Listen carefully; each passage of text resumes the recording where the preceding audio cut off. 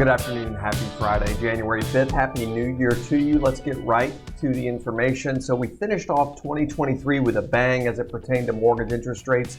We saw interest rates start to plummet. That was in large part thanks to great news on inflation. We saw multiple inflation reports, whether that's the consumer price index, the producer price index, personal consumption, expenditures, all coming in below consensus estimates. Listen, that's been the whole fight, the whole reason why mortgage interest rates have spiked, the whole reason why the Fed went on the fastest hiking cycle for the Fed funds rate in modern history was because inflation had spiked. So getting inflation down has and always should be the goal. And that's exactly what happened to close out 2023. But here we go into 2024, and while we continue to get good news on inflation, we get some rather resilient news on jobs. We'll get to that in a minute. And then a very interesting comment by one of the Fed members, Thomas Barkin, who's a Fed president out of Richmond. Let me flip the screen around here first, and let's talk about what happened in the marketplace this week. You can see not a terribly great week. We saw some sell-off in mortgage-backed securities. Red days are bad days. That means interest rates are going up. The associated security here is declining. So red days here, we've seen 4 out of the, we had 4 business days this week, and 3 out of the 4 showed us going in the wrong direction. The one lone bright spot here being January the 3rd.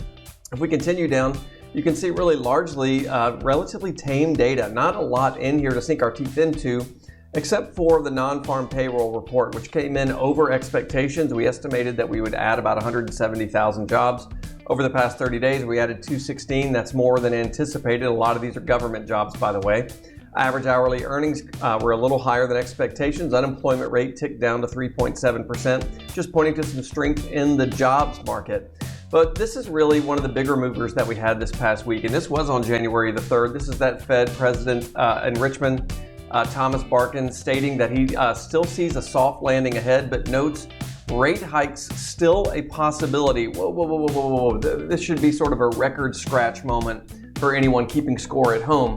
Back in December, during a regularly scheduled Fed meeting, we got not only the Fed's policy statement, which didn't talk about any further hikes, we also got the Fed members' dot plot projections on where they see the Fed funds rate going, not just in 2024, but 2025 and beyond. And not one of those Fed members had anything close to resembling a Fed rate hike. So this is in direct contrast, not more than a couple of weeks later. This is in direct contrast to what all voting Fed members said back in December. So confusing for the markets, not good for the stability of mortgage interest rates, and we saw rates continue to worsen this week on that news, plus the news on the jobs market. Let's go back to the jobs market. We've only talked about this about 3 dozen times.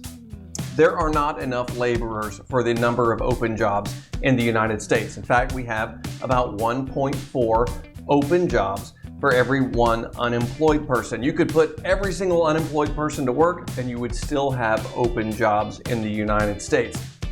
The thought behind weakening labor from the Federal Reserve's perspective is that a strong labor market means higher wages. Higher wages mean more inflation. More inflation is not what they want. They want to drive down inflation. But that begs the question, was it jobs and wages and labor that caused inflation to go up in the first place? Is that really the culprit here? No, what caused inflation to go up in the first place was excessive government stimulus, it was supply chain issues, it was corporate greed, but it was certainly not the excess wages coming from the average American laborer. But unfortunately, that message has been awfully clouded as we've moved through 2023, and now in early 2024, we get data that says, you know what?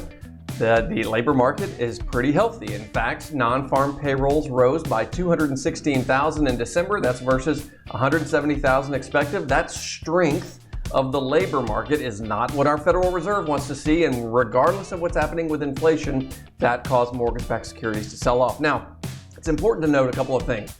These reports frequently get revised. I guess enough data comes in, enough people pour over the data that they go back and make revisions to prior months. And this is where things get a little interesting.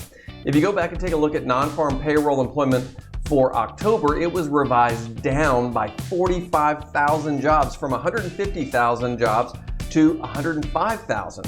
And then the change for November was also revised down, 26,000 from 199 to 173. With those revisions, employment in October and November combined is 71,000 lower than previously reported.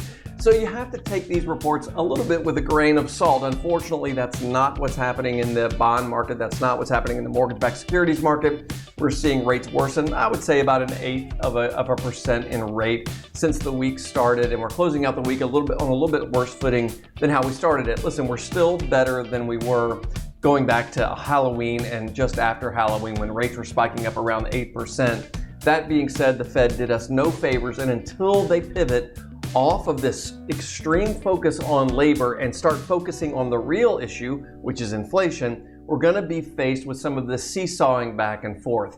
If I can be of any service to you over the weekend, don't hesitate to reach out. Mark.Milam at highlandmtg.com. Have a good weekend.